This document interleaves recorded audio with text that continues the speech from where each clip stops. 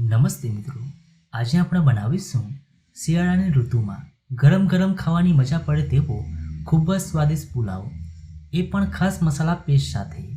તો વિડીયો ગમે તો લાઈક કરજો અને ચેનલને સબસ્ક્રાઈબ કરવાનું ભૂલતા નહીં. તો ચાલો હવે બનાવીએ. સ્વાદિષ્ટ પુલાવ બનાવવા માટે એક પેનમાં ઉમેરીશું 2 ટેબલસ્પૂન તેલ, સાથે 2 ટેબલસ્પૂન બટર. હવે બટરને આ રીતે મેલ્ટ કરી દઈએ.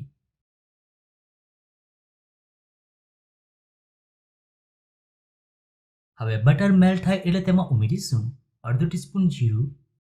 હવે જીરુંને અડધો મિનિટ જેવું સાંતળી લઈએ.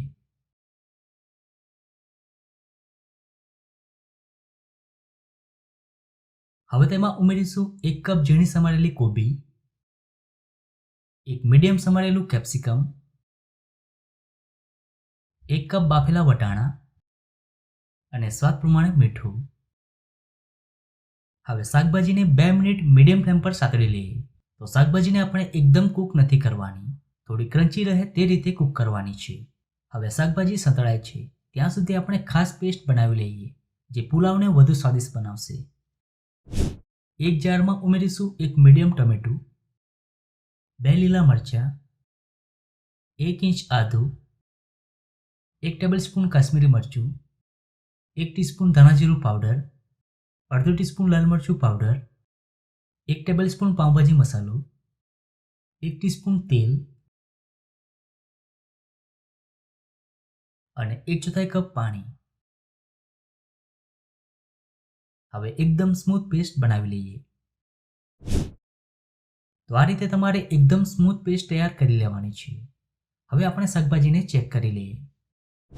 તો શાકભાજી સંતળાઈ ગઈ છે. હવે તેમાં તૈયાર કરેલી પેસ્ટ ઉમેરી દઈએ અને હવે પેસ્ટને 2 મિનિટ સાંતળી લઈએ. તો મસાલા પેસ્ટની અંદર આપણે એક ખાટો ટમેટોનો ઉપયોગ કર્યો છે, જેનાથી આ પુલાવ વધુ સ્વાદિષ્ટ બનશે.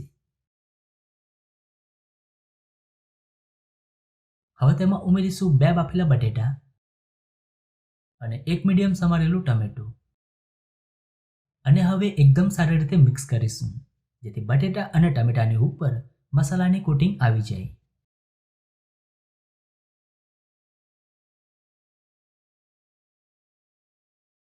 હવે તેમાં પુલાવને ઉમેરી દઈએ. તો અહીંયા મેં 2 કપ બાસમતી રાઈસને કૂક કરી લઈ લીધા છે.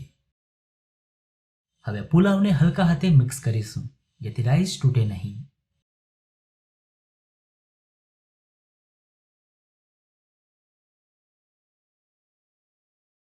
તો તૈયાર છે એકદમ સ્વાદિષ્ટ પુલાવ.